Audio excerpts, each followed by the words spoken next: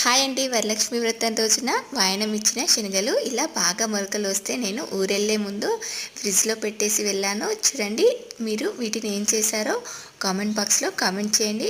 మరి నేనైతే ఇక్కడ వీటిని బాగా వాష్ చేసుకొని 3 to 4 విజిల్స్ వచ్చేంత వరకు ఇలా మెత్తగా ఉడికించుకున్నాను. ఇప్పుడు దీనిలోకి ఆయిల్లో ఆవాలు, జీలకర్ర, అల్లం ముక్కలు, పచ్చిమిర్చి, కరివేపాకు, ఉప్పు, పసుపు వేసుకొని వీటిని ఇలా బాగా ఫ్రై చేసుకున్నాను.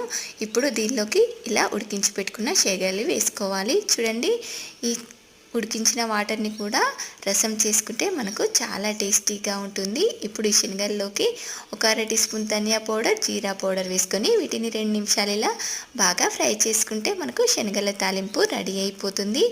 మరి ఈ శనగలతో నేను శనగల వడలు, శనగలతో దోశలు కూడా వేస్తాను. మరి మీలో ఈ శనగల ఫ్రై అంటే ఎంతమందికి ఇష్టమో కామెంట్ బాక్స్లో కామెంట్ చేయండి. నచ్చితే సబ్స్క్రైబ్ చేసుకోండి. Thank you.